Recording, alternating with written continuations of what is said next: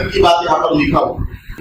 Doctor Baba Saheb Ambedkar ने इस देश में अपने संविधान के माध्यम से देश की तस्वीर बदल दी और दलित, पीड़ित, शोषित जनता और सभी महिलाओं को हजारों वर्षों की जातिगत गुलामी से आजादी दी और अवसर दिया कि वे अपने मन और स्वेच्छा से शिक्षा को प्राप्त करें, नौकरी करें, व्यापार करें या अपने मनपसंद धर्म का पालन करें।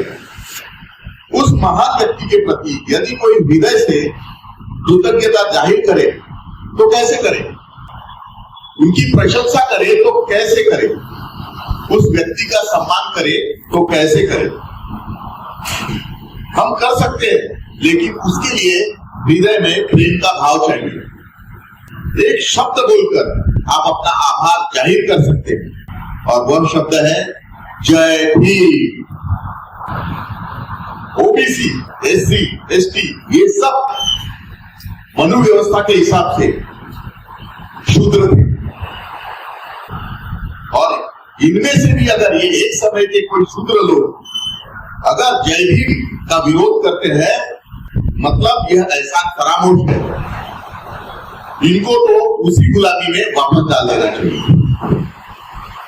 ये मैंने अपने मन की भावना लिखी क्योंकि एक क्रांतिकारी और बोल्ड और आंदोलनकारी ही मेरा स्वभाव रहा है, तो मैं डरता नहीं कभी किसी से अपनी बात कहने की, और सच्ची बात बोलने के लिए तो डरना ही नहीं चाहिए जीवन में।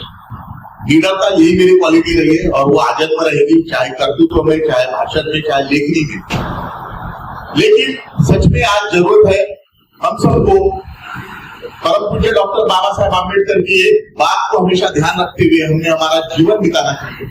उन्होंने कहा शिक्षा या शेरनी का दूध है, जो कोई भी इसे पिएगा वो गुर्राए बिना नहीं रहेगा। तो बच्चों, हमारे पास भी अवसर है। आज हमारे देश में बहुत सारे प्रावधान किए गए कि हम अच्छी शिक्षा को ले सके। गरीब से गरीब वर्ग का, मागास वर्गीय परिवार से आने वाला भी बच्चा अच्छी शिक्षा प्राप्त कर सकता है। तो ये अपॉर्चुनिटी अपने जीवन से मत छोड़ो। वाचाल तर वाचाल, पढ़ोगे तो ही बचोगे। इसीलिए पढ़ाई, उसको महत्वपूर्ण स्थान अपने जीवन में दो। अपने सिलेबस के अनुसार पढ़ाई करो। लेकिन एक और बात बताऊंगा, अगर हो सके तो साल में 4 किताब इंटरनेशनल लेवल की पढ़ो।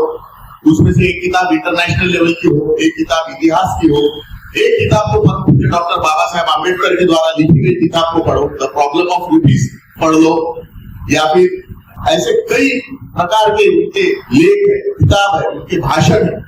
अगर आपने मन में लिए, सिर्फ बच्चे ही नहीं, यहाँ उपस्थित हर एक व्यक्ति ने अगर इस 14 अप्रैल से लेकर अगले 14 अप्रैल तक बाबा साहेब आम्बेडकर द्वारा लिखी एक किताब भी पढ़ी, तो मैं जानता हूँ आपका नॉलेज और आपका ज्ञान नेक्स्ट लेवल पर पड़ेगा। सबसे प्रमुख कहा उन्होंने महिलाओं को, यहाँ बैठी हुई लेडीज है, जितनी भी महिलाएं हैं, बच्चियां हैं, इनको समान अधिकार दिलाने के लिए परम पूज्य डॉक्टर बाबा साहेब आम्बेडकर ने बहुत संघर्ष किया। वो हिंदू कोड बिल था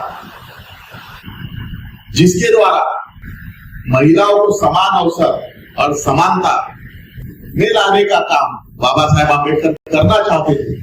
लेकिन ऑर्थोडॉक्स समाज अपने देश का वो इसके विरुद्ध था। इवन पंडित जवाहरलाल नेहरू जी ने भी यह कह दिया था कि ऐसा करने से तो बहुत बड़ा फेरबदल, उठापटक हो जाएगी समाज में। उस समय के तत्कालीन राष्ट्रपति डॉक्टर राजेंद्र ने भी कहा कि अगर पार्लियामेंट में ये बिल पास हो गया तो मैं इस बिल पर सिग्नेचर नहीं करूंगा। और जब बाबा साहेब ने देखा कि मैं मेरी माताओं को, बहनों को, भारत देश में रहने वाले महिलाओं को हिंदू कोड बिल के द्वारा अगर न्याय नहीं मिल रहा, तो मेरा इस मंत्रिमंडल में रहने का कोई मतलब नहीं। इस देश के पहले कानून मंत्री थे, उन्होंने अपने कानून मंत्री पद से इस्तीफा नहीं दिया, वो सिर्फ आप लोगों के लिए, महिलाओं के लिए। मैं तो कई बार सोचता हूँ कि क्यों बाबा साहेब इतनी पढ़ाई लिखाई करके वापस भारत आए। ये सवाल है, क्यों वो वापस आए? वो चाहते तो वहां बड़ी नौकरी कर सकते, बड़े लेवल पर बैरिस्टर पद के एक शानदार, आलीशान, सम्मानजनक जीवन बिता सकते थे। वे क्यों भारत वापस आए? उनके हृदय में तो ये बात होनी चाहिए थी कि इस देश में मुझे तरसाया गया है, मेरा पल पल अपमान किया गया है, मेरे साथ मेरे लोगों को, मेरे माता पिता को, भाई बहनों को, रिश्तेदारों को जिल्लत की जिंदगी बितानी पड़ी। पढ़ने का भी, खाने का, बाल कटाने का, पानी पीने का किसी प्रकार की आजादी नहीं थी। लोग हमारी परछाई से भी भागते थे, तो उस भारत देश में मैं क्यों जाऊं? इसीलिए मेरे मन में विचार आते हैं। लेकिन बाबा साहेब का ब्रॉड विजन था, उन्होंने इस अपमान को अपने पर्सनल लेवल पर नहीं लिया, लेकिन किसी को अपनी ताकत बनाया और वापस भारत आकर भारत देश के इस पिछड़े समाज को, पिछड़े लोगों को सामने लाने के लिए निरंतर कार्य शुरू किया। और जब उन्हें मौका मिला तो संविधान लिखकर देश का इतिहास ही बदल दिया।